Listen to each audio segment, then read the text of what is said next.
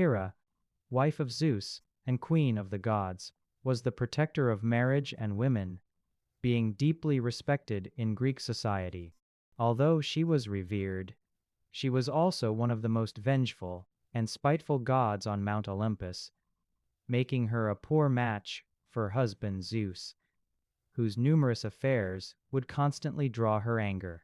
Despite being his queen, Hera would only bear him 2 of the 12 Olympians, Ares and Hephaestus, with the other gods coming from Zeus in numerous affairs.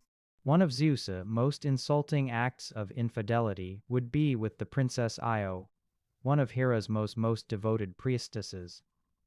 When Hera came to investigate, in an attempt to protect Io from his wife, Zeus would transform her into a beautiful white cow. But the queen of the gods was not fooled by the deception, and knowing that she had caught Zeus red-handed, would demand that he give her the white cow as a present. Knowing that refusing the request would only confirm Hera's suspicions, Zeus saw little choice but to accept, with Hera locking Io in a cave, where she would be guarded by the 100-eyed monster known as Argus, the perfect guardsman.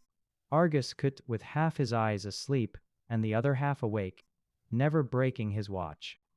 Zeus was too terrified of Hera to intervene himself, but he would eventually send the messenger god Hermes to free the miserable Io.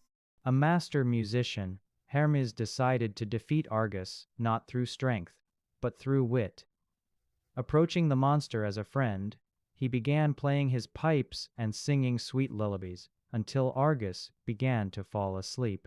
As the 100th eye finally shut, Hermes would take out his sword and slay the beast before releasing Io from her prison. For his service, Hera would take his eyes and set them in the tail of the peacock.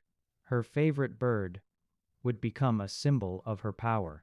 Not yet finished with Io, she would send a gadfly to torment her as she made her escape, almost driving the woman insane. Io wandered long and far, with the sea which she ran along being named the Ionian Sea in her honor.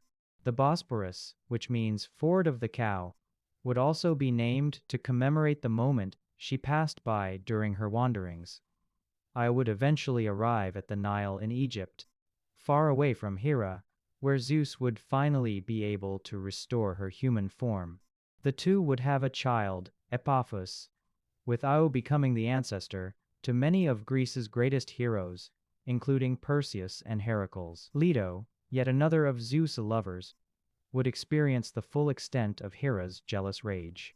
After finding out Leto had laid with Zeus and fallen pregnant with twins, Hera would send the great serpent Python to torment her, forcing Leto to flee across Greece in a desperate search to find refuge and a place to give birth to her children. But Hera would forbid any city from providing her with shelter, with Leto traveling from Athens to Crete, from Lemnos to Samos, with none willing to take her for fear of upsetting the queen of the gods. Only the island of Delos was willing to offer Leto refuge, but she was still unable to deliver her children, as Hera, still scheming against her, had trapped Eileithyia, the goddess of childbirth, on Mount Olympus, preventing any births from taking place. After 9 days and nights of agonizing labor, the other goddesses would take pity on Leto, retrieving Eileithyia from Olympus, and finally allowing her to give birth. Leto would name one child Apollo and the other Artemis, the god of archery and goddess of the hunt, who would grow up to become fully fledged gods of Olympus. Upon the birth of the twins, towns and cities across the known world would arrange great parties in their honor, with the city of Thebes hosting the greatest celebrations of all. Yet of all the city's inhabitants, one would not take part in the festivities, Queen Niobe, whose beauty was matched only by her arrogance. Boasting to all who would listen, Niobe mocked Leto for having just 2 children, arguing that as she had many more, 7 sons and 7 daughters, she should receive the honors instead. Upon hearing the insult, Leto was furious that a mortal queen would dare to disrespect her.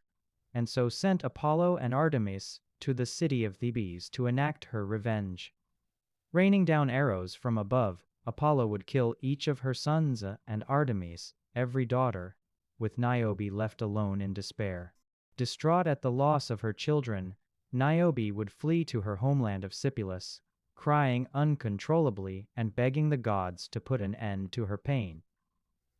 Taking pity on the queen, Zeus would transform her into a great stone, forever ending her suffering. Located in western Turkey and known as the Weeping Rock, Niobe can still be seen grieving to this day, with tears flooding from her eyes wherever it rains, as the water flows through the porous rock.